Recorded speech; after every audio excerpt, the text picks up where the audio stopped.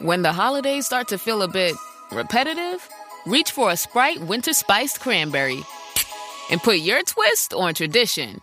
A bold cranberry and winter spice flavor fusion, Sprite Winter Spiced Cranberry is a refreshing way to shake things up this sipping season. And only for a limited time. Sprite. Obey your thirst. Se gostarem deste e de outros conteúdos Broá, considerem tornar-se patronos em patreon.com/broapodcasts, onde podem ter acesso a episódios exclusivos de vários programas. Visitem patreon.com/broapodcasts para mais informações.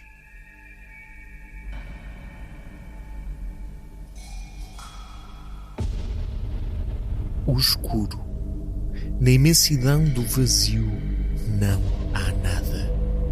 Ou pior, há algo, mas esse algo não é bom. O frio é intenso e gela os ossos da humanidade. Na floresta, os bichos olham atentos com o seu olhar faminto e desesperado. As colheitas mirraram, os rios congelaram e os pássaros pararam de cantar. Mas, no horizonte, algo surge. Uma pequena linha vermelha, pequeníssima, fina, quase imperceptível.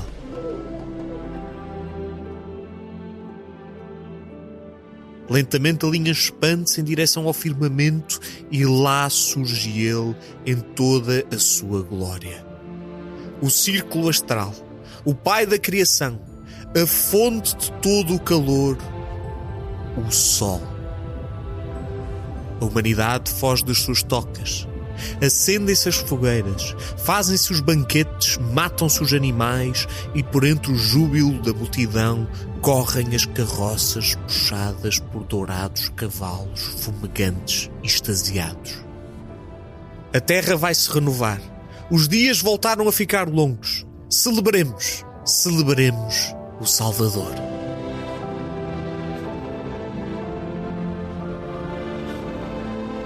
Esta é a história obscura das origens do Natal.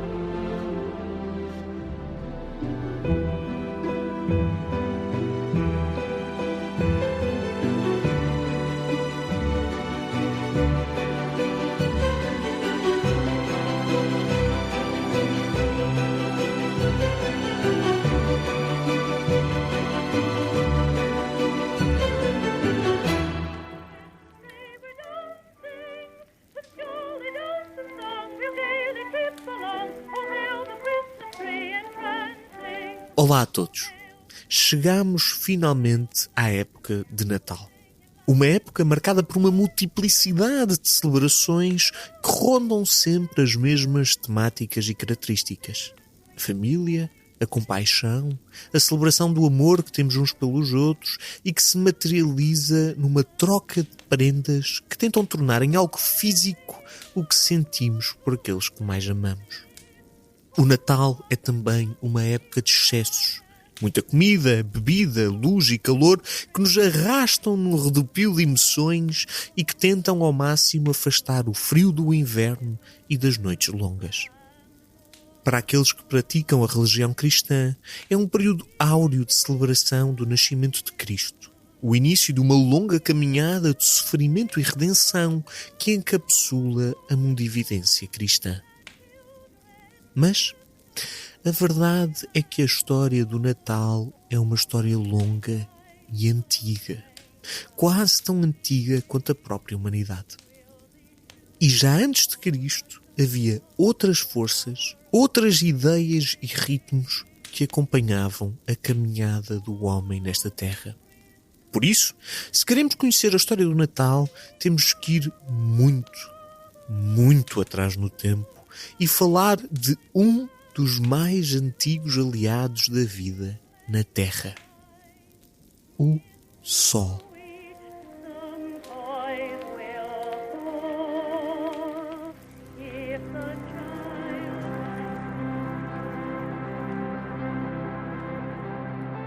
O Sol é o colosso que domina o nosso sistema solar. O seu diâmetro é cerca de 1.391.400 quilómetros, 109 vezes o diâmetro da Terra. A sua massa é cerca de 330 mil vezes a da Terra e constitui cerca de 99% da massa total do Sistema Solar. Uma escala absolutamente incompreensível para as nossas cabeças, mas cuja presença é muito real e essencial para a nossa sobrevivência. A nossa proximidade exata do Sol é um daqueles grandes acasos que tudo permitiu. Sem ela, nós não seríamos nada. A Terra encontra-se a cerca de 149 milhões e 600 mil quilómetros do Sol. Aproximadamente 8 minutos e 19 segundos à velocidade da luz. É esta distância mágica que tudo permitiu. Por algum acaso cósmico, esta distância exata permite à Terra ter as condições para a vida acontecer e prosperar.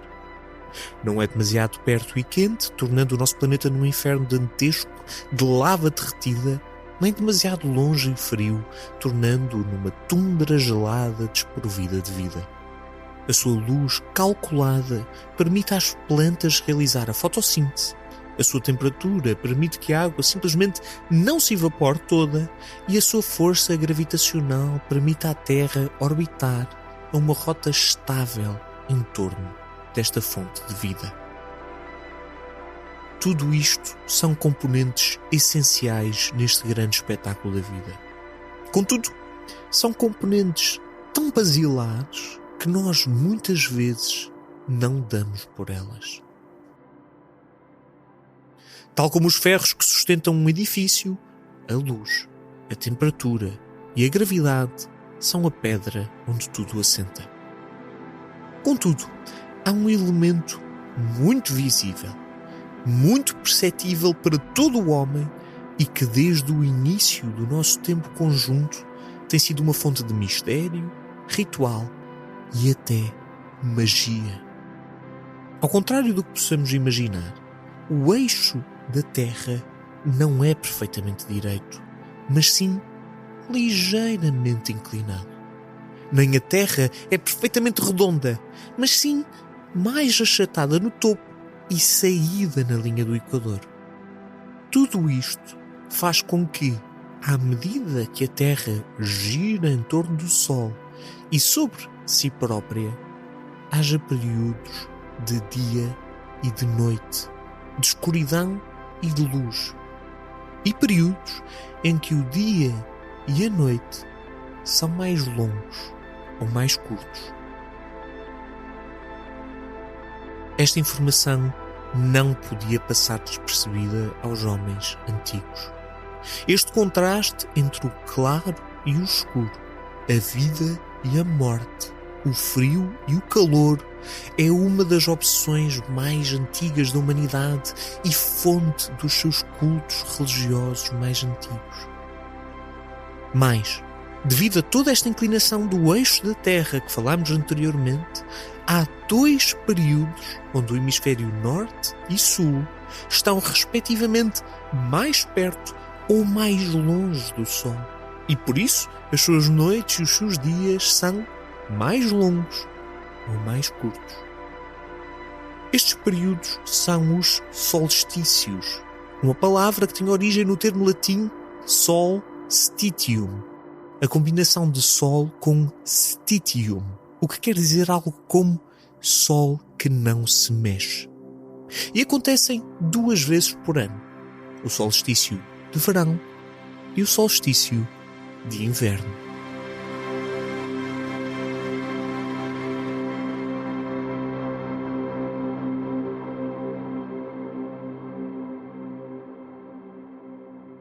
É aqui que acontece a magia, literalmente. O solstício de verão, o período em que os dias são mais longos, mas vão ficar mais curtos, acontece por volta de 21 de junho.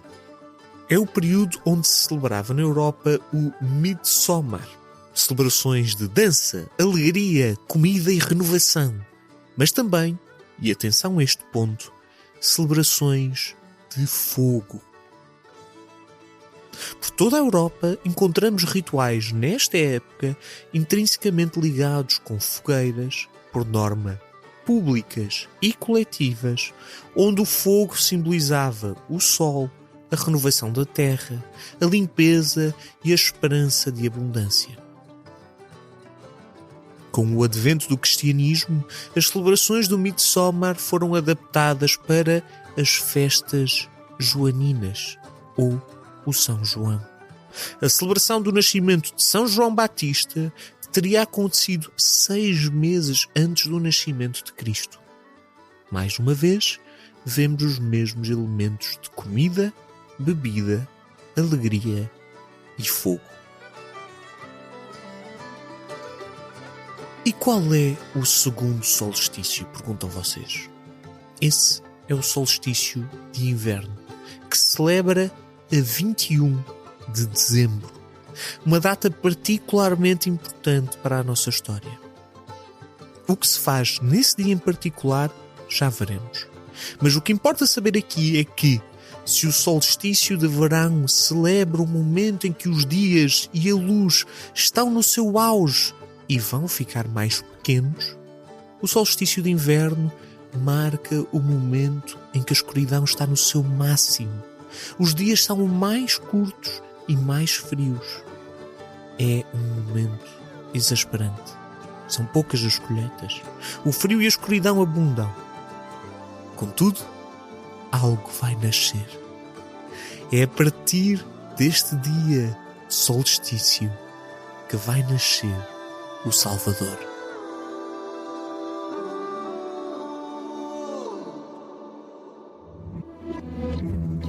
Este é o momento em que interrompemos o nosso episódio para promover o nosso Patreon ou para publicitar algum programa que estejamos a fazer.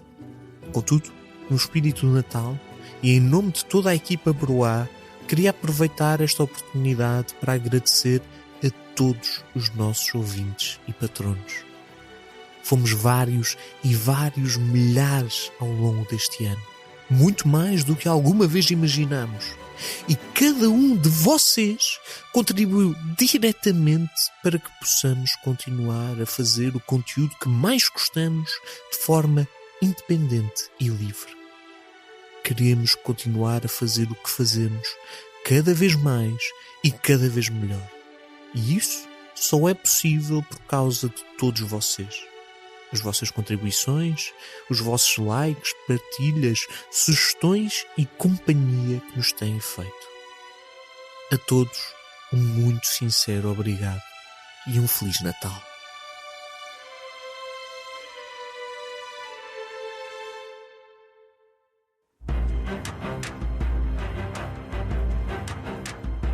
A nossa história aqui separa-se em 2 ramos e cada um vai influenciar o Natal de formas diferentes. Essa vai ser uma das componentes principais desta história, a componente do sincretismo, ou seja, como uma tradição consegue ir buscar elementos de várias zonas diferentes e juntá-los numa experiência unificada e original. E por isso, antes de continuarmos com os nossos rituais do fogo e da fertilidade, vamos dar um salto a Roma e perceber como o sul da Europa conseguiu fundir os rituais pré-cristãos com a celebração do Natal. Poderá parecer um salto maior, mas prometo que fará sentido.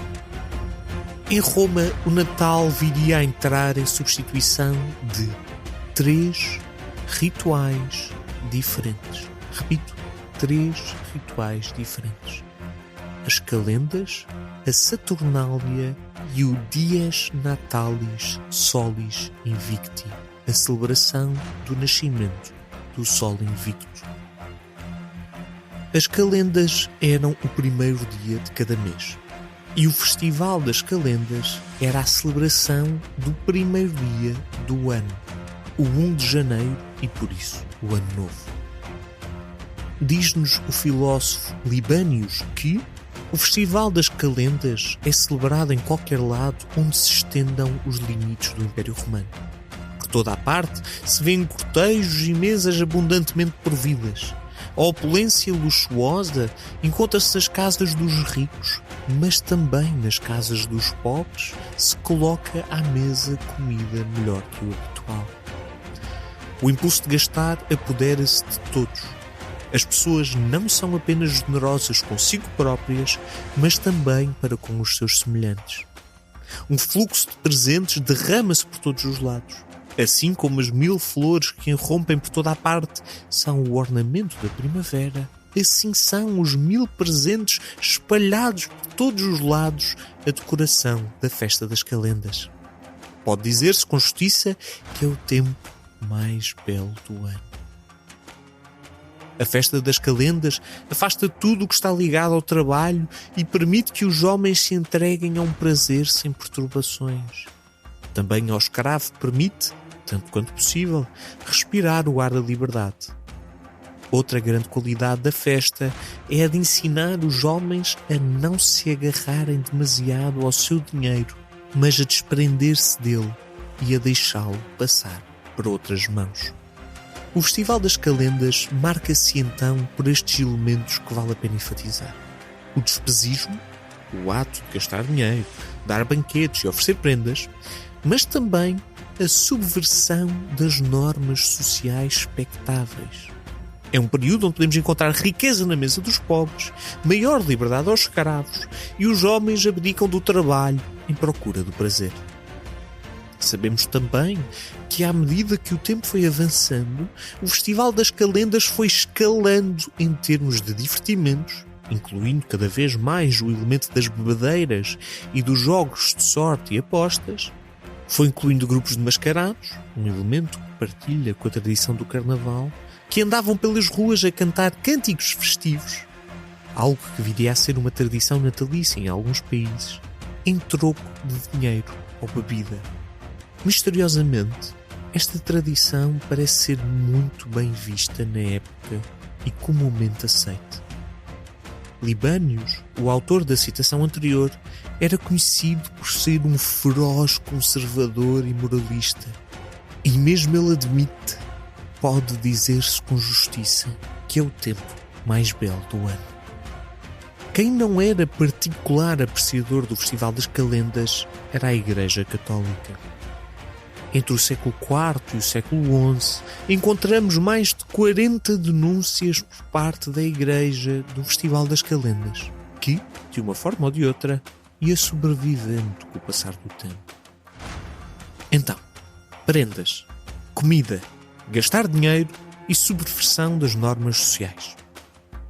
Passemos ao segundo festival, as Saturnálias. A Saturnália é discutivelmente o festival mais popular da Roma antiga. Celebrava-se durante os 5 ou 7 dias seguintes ao dia 17 de dezembro, calhando, lá está, no solstício de inverno. Não esquecer aqui o nosso 21 de dezembro. E era um enorme festival em celebração do deus Saturno, o deus da agricultura, da renovação, da abundância e do ciclo de geração e dissolução, criação e destruição. Mais uma vez, encontramos os velhos padrões do solstício como uma época de celebração do tempo novo, do início do crescimento e da prosperidade. Estejam atentos a isto. Esta história é toda uma história de ciclicidades, de coisas que vamos ver repetidas. São sempre as mesmas datas e, por norma, celebram quase sempre as mesmas coisas. O nascimento de algo, por norma, uma luz que vem para iluminar o mundo, e é um tempo de renovação, de crescimento, de limpeza e do surgimento de tempos melhores. Esse é o motivo que vamos estar sempre a ver. Muitas coisas aconteciam no decorrer da Saturnália e seria difícil descrevê-las a todas. Mas, mais uma vez, encontramos 2 elementos que já falámos antes: o despesismo e a inversão das normas sociais. Era um período de enorme despesa, com grandes banquetes e oferta de prendas. Mas a Saturnália levava o elemento da inversão das normas sociais até ao limite. Era escolhido um falso rei para presidir às celebrações. Uma tradição que se manteve nas celebrações natalícias de muitos países durante o período medieval. Usava-se disfarces e roupas peculiares, uma característica partilhada com o Carnaval e outras celebrações de Ano Novo. Jogava-se e, em casos extremos, havia igualdade de direitos entre homens livres e escravos, chegando até ao ponto de alguns amos servirem os seus criados. Era uma época em que se ignoravam as responsabilidades terrenas e se dedicavam inteiramente aos prazeres da abundância e da regeneração. As calendas e as saturnálias partilham muitas componentes comuns e por isso eram vistas como festivais irmãos, como uma montanha com dois picos. Esse mesmo elemento perdurará ainda hoje com a dualidade de celebrações entre o Natal e o Ano Novo. Apesar de serem duas celebrações diferentes, vêm sempre quase que intrinsecamente associadas e no seguimento uma da outra e partilham muitas características. Vejamos então o último e talvez o mais importante dos 3 festivais romanos que o Natal viria a substituir: a celebração do Dies Natalis Solis Invicti. O Dies Natalis Solis Invictus, literalmente nascimento do Deus Sol Invicto, era uma celebração que acontecia no dia 25 de dezembro e que tinha como objetivo a celebração do nascimento do Deus Sol após o solstício de inverno. Começamos a ver padrões. Como temos visto repetidamente ao longo deste episódio, aqui se materializava a causa essencial da celebração desta data. O Deus Sol nascia de novo após o solstício e com ele trazia a regeneração e os dias maiores, cheios de luz e calor. Contudo, esta celebração tem outra componente que a torna mais importante que todas as outras. O culto do Deus Sol Invictus terá vindo do Médio Oriente, como algumas outras religiões que se vão tornar muito importantes muito rapidamente, e ter-se-á tornado a religião oficial do Império Romano em 274 pela mão do Imperador Aureliano. O culto do Deus Sol parece materializar-se de várias formas na sociedade romana, mas um dos seus elementos de maior força parece ser a sua ligação com a ideia de invencibilidade, o Invictus, e de como isso se aplicaria não só aos soldados romanos, como ao próprio imperador. De resto, a ligação ancestral entre o Sol e o poder político é uma que se faz a si própria e se legitima vezes e vezes sem conta ao longo da história. Tudo isto irá culminar no reinado do imperador Constantino, que não só seria visto como um dos poentes máximos da figura do Imperador Sol, como seria o primeiro imperador a converter-se ao cristianismo após as suas visões durante a Batalha da Ponte Milvia. Algures, durante os anos 354 e 360, os sucessores de Constantino decretam a substituição da celebração do Dies Natalis Solis Invicti no dia 25 de dezembro pela celebração do Natal. Assim, o nascimento do Deus Sol é substituído pelo nascimento de Jesus. É difícil ignorar a ciclicidade dos elementos que nos vão aparecendo. E torna-se ainda mais gritante quando sabemos que havia ainda outro culto vastamente adorado no Império Romano, o culto de Mithras, cujas origens vinham do Oriente, do Médio Oriente. Tinham vários elementos ligados à adoração do Sol, ou elementos solares, e que também celebrariam o nascimento da sua figura máxima, Mithras, no dia 25 de dezembro. Só que uma breve nota, eu já tive o prazer e a oportunidade de visitar pessoalmente um templo do culto de Mithras, soberbamente bem preservado, em Londres. Acho que está, se não me engano, está debaixo de um banco. E se alguma vez... É uma religião fascinante, é uma religião de mistério, ainda sabemos muito pouco. Sabemos que é um culto que era muito celebrado por entre os soldados e cujos templos aparecem em várias zonas pela Europa, e há sempre umas componentes de um homem, que julgo ser o próprio Mithras, por norma, se não me engano, a matar um touro ou um boi. Há sempre um sinal do sol e costuma haver também um elemento de um chapéu frísio. Sabem aqueles pequenos barretes que os franceses usavam na Revolução Francesa? Aquele barretezinho é um chapéu frísio. E este templo de Mithras, eu não devia estar só aqui a contar as minhas histórias, mas este templo de Mithras não só era fascinante, como fazia uma coisa giríssima, que era, utilizavam fumo e jogos de luzes para recriar o templo. Ou seja, o templo estava parcialmente destruído e depois no teto havia uma série de umas traves e de umas barras no qual a luz, eles enchiam a sala de fumo, aquilo era tudo fechado, eles enchiam a sala de fumo e depois projetavam luz vinda de cima que batia nessas barras, e a sombra dessas barras fazia tipo os pilares do templo, que não existiam na vida real, porque só tinha mesmo as partes de baixo, o resto tinha-se partido e desaparecido com o tempo. Foi um exemplo de museologia giríssimo, e se alguma vez forem a Londres e tiverem tempo, visitem o templo de Mithras, porque ainda por cima é gratuito. Assim se fecha o círculo e percebemos a história de como os principais festivais pagãos da época se tornam na celebração do Natal cristão que todos viríamos a conhecer. Mas a celebração do Natal contemporâneo não é o mesmo Natal dos romanos. Falta muita coisa. Onde é que está o Pai Natal? A árvore de Natal? As prendas nas meias por cima da lareira? Para sabermos a resposta a tudo isto, temos que ver como o Natal quase desapareceu, foi reinventado e acabou por se tornar um símbolo global à base das tradições pagãs dos povos mais duros e sanguinários da Europa.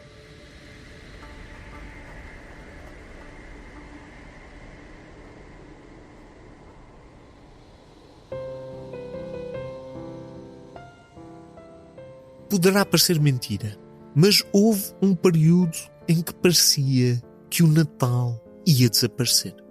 Pelo menos o Natal como o conhecemos esteve em sérios riscos de nunca acontecer de todo.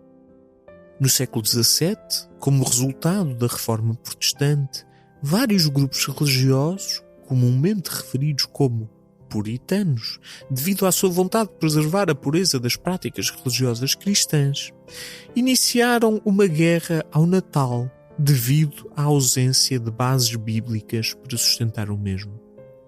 Como temos visto até agora, o Natal é uma celebração que assenta em grande parte em ciclos milenares e tradições antigas. Mas, se nos guiarmos por uma leitura meramente biblicista, fica substancialmente mais difícil de o defender, pelo menos nas datas em que o celebramos. Munidos dessa informação, os vários grupos puritanos no Reino Unido e nas colónias que viriam a ser os Estados Unidos da América encetaram uma dura luta contra a celebração do Natal, conseguindo a sua proibição em vários períodos desse mesmo século, como por exemplo a proibição do Natal imposta pelo Parlamento Britânico puritano inglês entre 1647 e 1660. Com a restauração da monarquia inglesa em 1660, a tradição foi lentamente recuperada, mas com um enfoque numa data diferente. A data da Epifania, o 6 de janeiro, data em que os 3 reis magos teriam vindo visitar o Cristo recém-nascido, trazendo-lhe prendas de incenso, mirra e ouro. É importante referir que a data da Epifania sempre esteve presente, mas paralela ao Natal. Por um lado, faz parte de várias celebrações de Natal, mas por outro, compete com o dia 25 como o dia da celebração. Ou seja, Naquilo que nós imaginamos do Natal como uma época festiva, a Epifania lá está.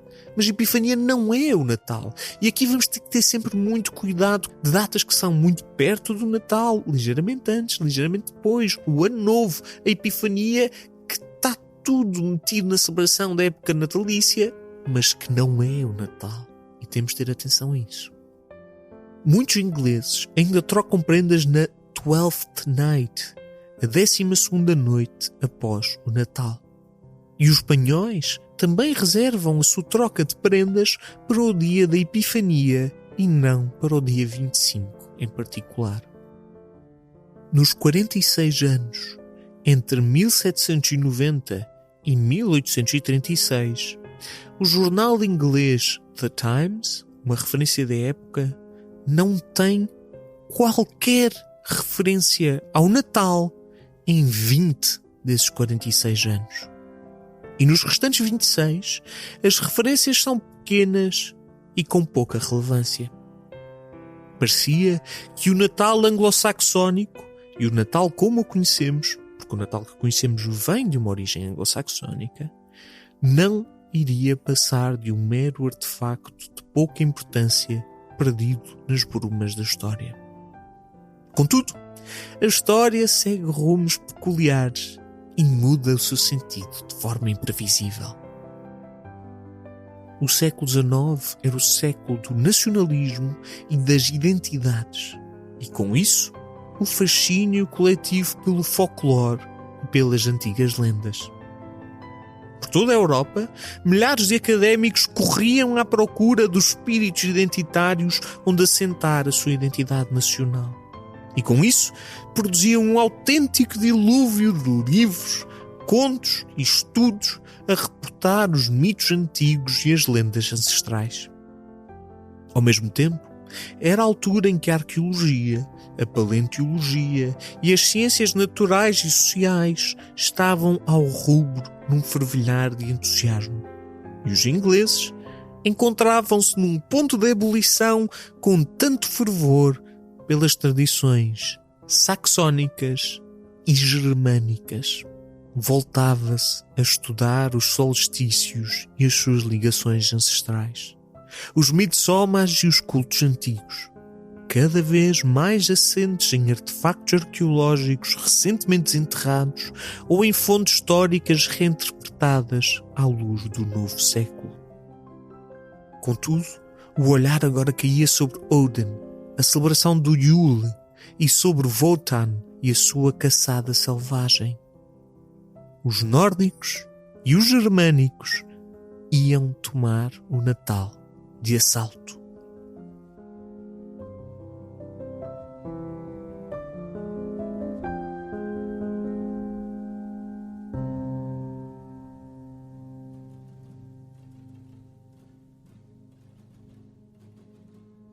É difícil encapsular toda uma multiplicidade de celebrações e tradições numa só narrativa.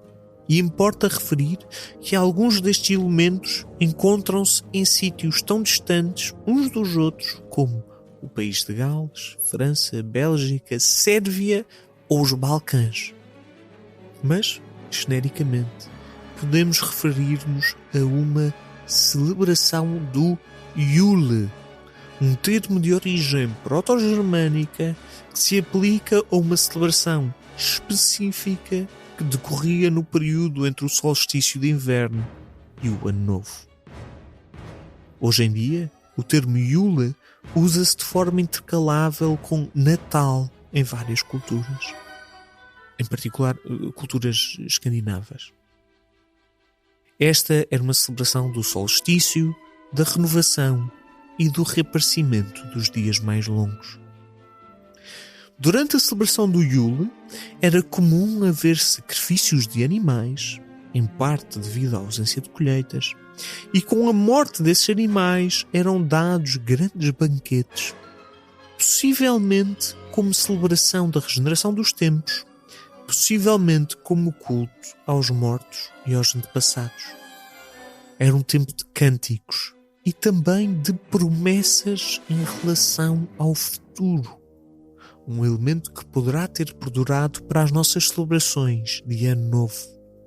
Mas era também um tempo de magia e forças misteriosas. Seria nestes dias em que se dava a caçada selvagem, onde um exército de espectros liderados por Odin ou Wotan, que é basicamente uma declinação germânica de Odin. Portanto, o Odin é tendencialmente mais escandinavo, portanto, mesmo na Europa do Norte, o Wotan é basicamente o Odin, mas numa realidade talvez mais germânica. Portanto, um exército de espectros liderados por Odin ou Wotan caía sobre o mundo dos mortais à busca de almas para caçar. Noutras variações, Odin liderava os seus cavaleiros espectrais para recompensar os seus seguidores mais leais com prendas.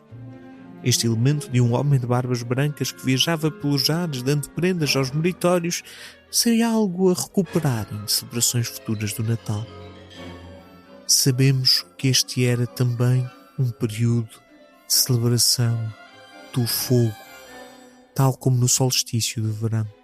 Mas desta vez, o fogo assumia não tanto uma componente pública e coletiva, mas doméstica e familiar. Isto é perceptível, ou seja, durante o verão, como estava substancialmente melhor tempo, estas fogueiras eram fogueiras muito mais públicas e coletivas. No inverno, como em certas zonas era substancialmente mais complicado, estas fogueiras eram fogueiras domésticas e feitas no interior das casas. Era comum famílias adquirirem um tronco de Yule, ou, imagine-se, um tronco de Natal. Um tronco feito de carvalho, uma árvore fortemente associada a rituais antigos, e queimavam-na ao longo de 12 dias, de baixo para cima, sendo que depois as suas cinzas eram espalhadas sobre os campos, a fim de assegurar boas colheitas futuras. É deste tronco de Yule que sai a tradição do tronco de Natal, que se torna, em algumas zonas do norte de Espanha, num tronco físico.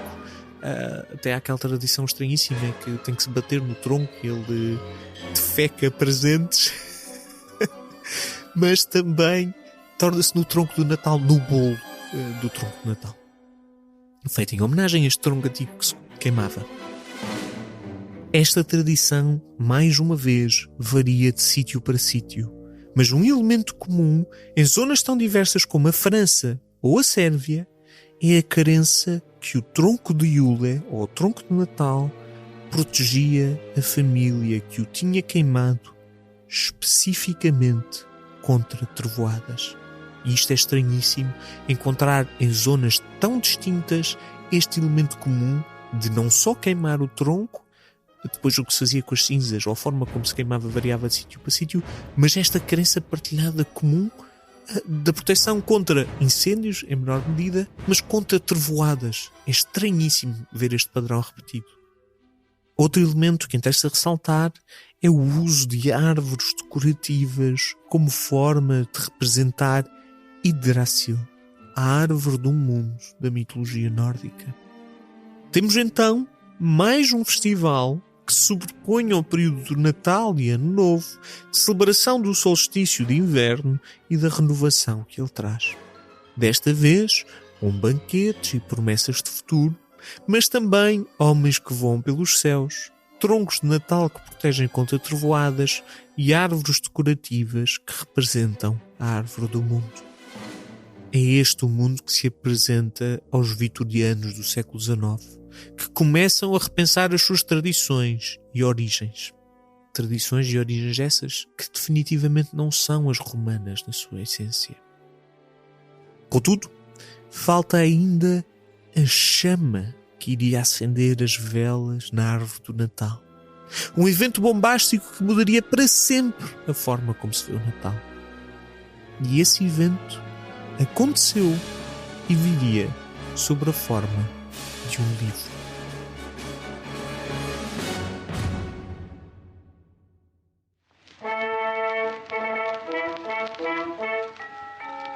Em 1843, Charles Dickens publicava A Christmas Carol, um conto de Natal. E o seu sucesso é explosivo. Lançado a 19 de dezembro, na véspera do Natal, o livro já estaria esgotado. No final do ano seguinte, em 1844, o livro já se encontrava na 13ª edição, no espaço de um ano. A Christmas Carol impactava diretamente numa psique popular que estava ansiosa para redescobrir o que era o Natal enquanto tradição. E ao deparar-se com um livro que unia simultaneamente uma forte mensagem moral com uma componente de tradição e espíritos antigos, o fantasma do Natal presente, passado e futuro, cada um deles com as suas componentes muito específicas, tão procurada na época, a sociedade vitoriana irrompeu numa nova procura pelo sentido do Natal. Mas é aqui que temos um problema. Era genuinamente uma nova procura pelo Natal. O Natal estava tão esquecido na cultura inglesa que não tinha propriamente algo sobre que recair. Ao mesmo tempo, havia esta distinta sensação do antigo. Sabia-se que havia uma antiga tradição do Natal, cheia de sentido e significado, passado de tempos em tempos. O Natal estava na estranha posição de ser algo desejado para o presente por causa de um passado que, na verdade, não tinha. Ou pelo menos não tinha atenção nesta componente anglo-saxónica, porque tudo aquilo que estava a acontecer no mundo latino é substancialmente diferente. Não vamos abordá-lo com grande profundidade neste episódio, porque temos que ser honestos, na grande batalha cultural, o Natal anglo-saxónico foi o que triunfou em relação ao Natal, e o Natal anglo-saxónico, inclui o germânico, triunfou em comparação com aquilo que era o Natal latino, o Natal do Menino Jesus. E portanto não vamos falar tanto desse, mas sim focar-nos aqui nesta tradição anglo-saxónica que não existia e portanto agora estava a ter que ser repensada. Então o que é que se faz? Aquilo que sempre se fez. Inventa-se. Rapidamente foram recuperadas as tradições vistas como antigas, em particular aquelas que vinham dos povos germânicos, que, como vimos anteriormente, estavam a ser redescobertas nesse momento para serem sobrepostas sobre as tradições natalícias que tinham que servir o presente. É aqui que vemos o surgimento da árvore de Natal, a tal árvore do mundo, a Yggdrasil nórdica, a tradição dos cânticos de Natal, elemento presente nas celebrações nórdicas e também nas romanas, as meias na chaminé, que era uma tradição holandesa, o azevinho e até o Pai Natal. E é giro ver como muitas destas tradições tiveram que competir entre si próprias pela sobrevivência. Por exemplo, esta ideia do azevinho, que os ingleses têm em dar um beijinho debaixo do azevinho, nem sempre foi um azevinho. Às vezes era uma era. E o azevinho sobrevive e triunfa e a era não. Mas serviam quase o mesmo propósito. E é estranhíssimo ver como houve esta questão seletiva e escolheu-se alguns elementos e deixou-se de fora outros, e esses perduraram na história até os tempos de hoje em dia. A história do Pai Natal é longa e algo complexa para inserirmos aqui na nossa narrativa. Mas basta dizer que o mesmo sincretismo, portanto esta junção de elementos distantes numa coisa nova, que fomos vendo até agora, aplica-se também no caso do Pai Natal. E atenção aqui, há toda uma componente complicadíssima entre Father Christmas, Santa Claus, Pai Natal, São Nicolau. Cada um destes, há períodos até simultaneamente onde o Father Christmas e o Santa Claus coexistem até nas mesmas peças, como figuras diferentes que depois são fundidas num só. Portanto, isto tem camadas de complexidade às vezes um bocado difíceis de descrever aqui. Desde São Nicolau, o bispo grego do século IV, que terá deixado cair 3 sacos de ouro pela chaminé de uma família pobre para evitar que tivessem que vender a sua filha como escrava, até o Sinterklaas holandês, que vestia-se com vestes vermelhas de bispo e dava prendas a crianças, passando pelas celebrações do Yule em York, onde um homem mascarado do espírito natal circulava entre a multidão distribuindo bolos, carnes e nozes, até, e particularmente importante, ao texto do autor Washington Irving sobre a história de Nova York em 1809. Irving relata que as famílias holandesas dessa cidade, Nova York, contavam que o Sinterklaas voava numa carruagem por cima das casas e deixava prendas nas chaminés. Aqui vemos uma junção de vários elementos, desde o São Nicolau, que teria deixado cair as prendas pela chaminé, o Sinterklaas holandês, como o Sinterklaas holandês aparece no contexto americano e nas famílias imigrantes na América, e misteriosamente este texto de Washington Irving populariza a imagem do São Nicolau.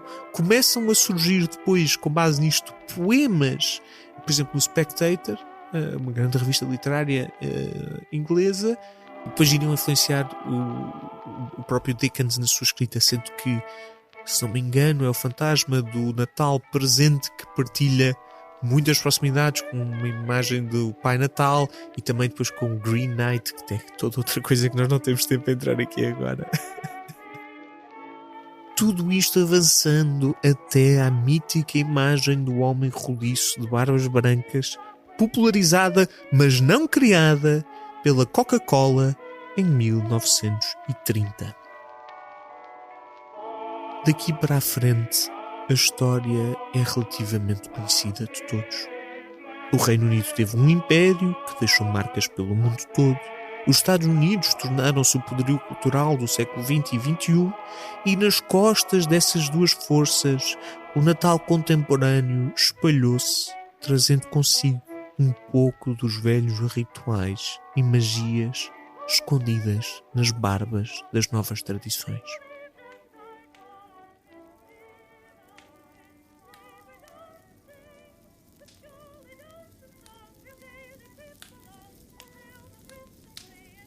Todo este episódio começou como uma pesquisa e uma curiosidade pelas origens pré-cristãs do Natal.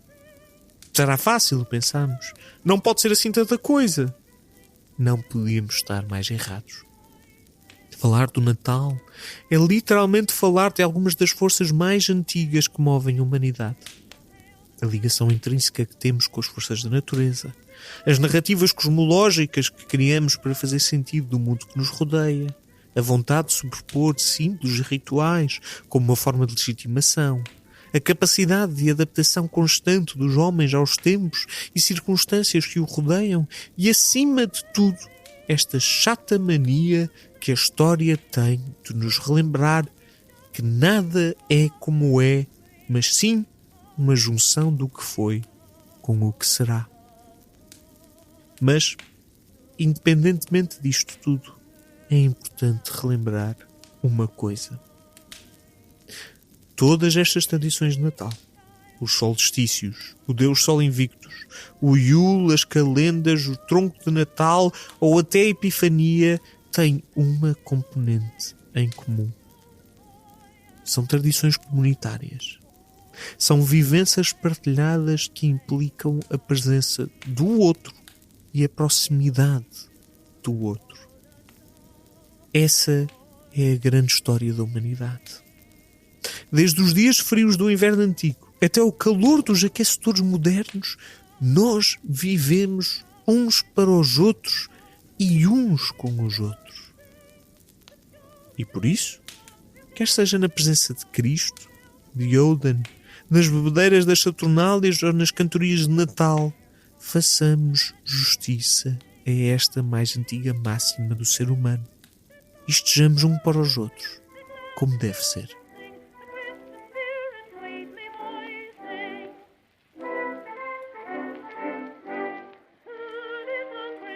Obrigado a todos, e com isto chegamos ao fim deste nosso episódio sobre o Natal. Eu peço que me perdoem se há aqui algumas falhas ou inconsistências.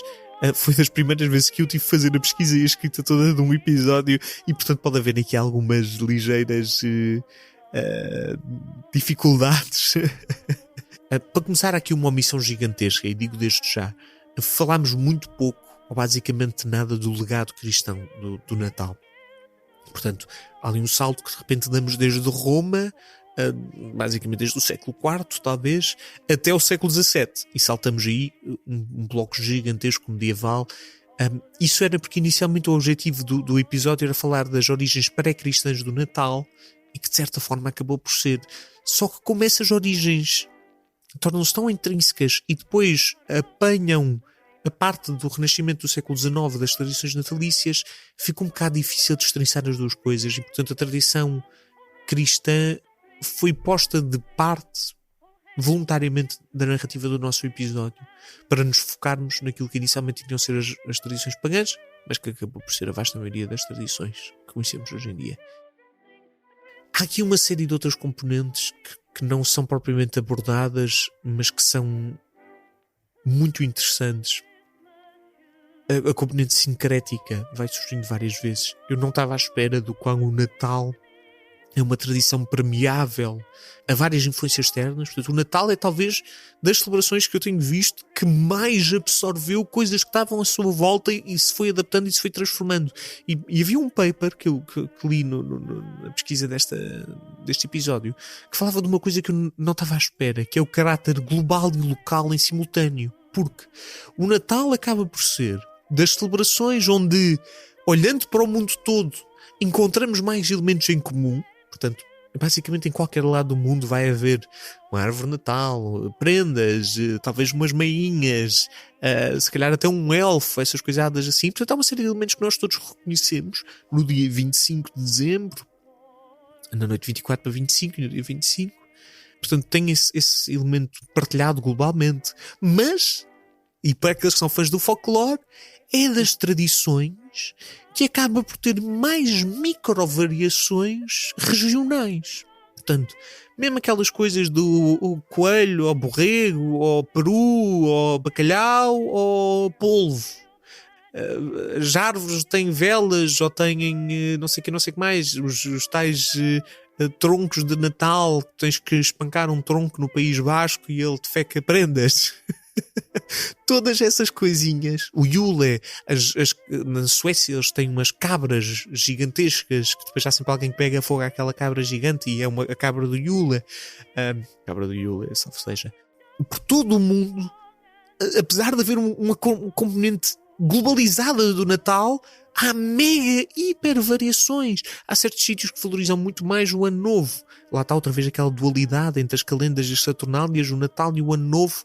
Acho que, por exemplo, no Japão é assim. O Ano Novo é que é a tradição maior e o Natal é ligeiramente menor. O Japão, que é um país que não deveria ter ligação absolutamente nenhuma com nada disto do Natal, porque está completamente ao lado desse eixo, celebra o Natal como grande parte das pessoas celebra. E grandes partes do mundo celebram. Portanto, é uma tradição simultaneamente hiper global e hiper regional. Eu devo admitir que fiquei a ganhar todo outro respeito e toda outra maravilha pelo Natal, e mesmo para alguém que é cristão, saber as origens e saber que isto se liga de uma forma que às vezes pode parecer tão fria e mecânica, a sobreposição do 25 de dezembro e do nascimento de Cristo com aquilo que eram as tradições romanas, não deve ser um motivo de menor importância para aquilo que se celebra. É difícil saber o dia de nascimento de Cristo. Há inúmeras possibilidades para isso. É verdade que a Igreja fez o seu caminho e que estes festivais foram superpostos uns sobre os outros, mas isso não retira em nada aquilo que é o valor espiritual e o valor da narrativa que se celebra para qualquer cristão. Este é o momento do início da vida onde depois se dará a morte para fechar todo este ciclo da mundivivência cristã. Não vos vou chatear mais, vocês estão a fazer as vossas celebrações de Natal. Só quero deixar aqui duas mensagens. Primeiro, obrigado a todos por nos terem acompanhado este ano. Foi um ano de muito crescimento, foi um ano de muitas histórias e foi um ano de comunidade. Foi também um ano onde ficamos a conhecer mais os nossos ouvintes e podemos falar mais uns com os outros. E portanto nada do que fizemos este ano seria possível sem vocês. Portanto, vocês foram as nossas prendas de Natal. Falarice à parte. Mas também quero só dizer que agora vamos ter umas ligeiras férias. Vamos descansar um bocadinho. Retomamos, se não me engano, quarta-feira, 14. Portanto, vamos basicamente fazer pausa na semana de Ano Novo e depois a primeira semana de janeiro a seguir a essa. Vamos fazer aqui algumas mudanças no História Obscura.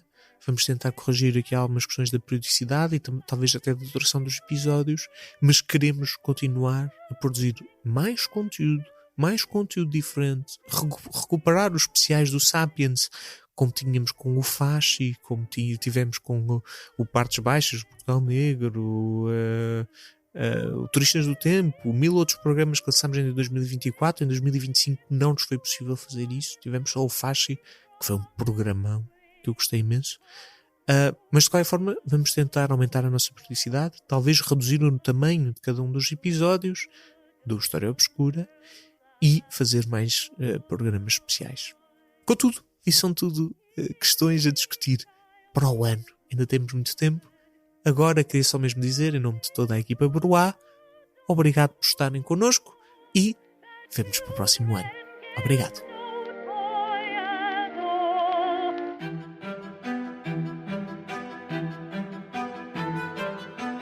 História Obscura é um podcast da série Sapiens, produzido pela Broá Podcast, narrado por mim, Luís Francisco Sousa.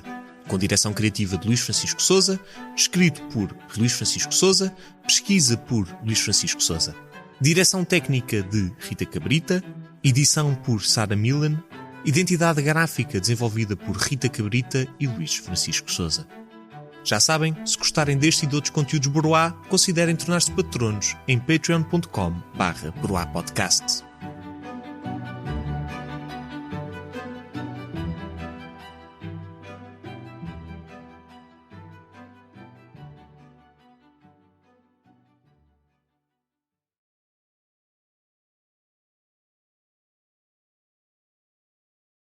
Hey, Ryan Reynolds here for Mint Mobile. You know, one of the perks about having 4 kids that you know about is actually getting a direct line to the big man up north. Mm-hmm. And this year, he wants you to know the best gift that you can give someone is the gift of Mint Mobile's unlimited wireless for $15 a month. Now, you don't even need to wrap it. Give it a try at mintmobile.com/switch. Upfront payment of $45 for 3-month plan equivalent to $15 per month required. New customer offer for first 3 months only. Speed slow after 35 gigabytes if network's busy. Taxes and fees extra. See mintmobile.com.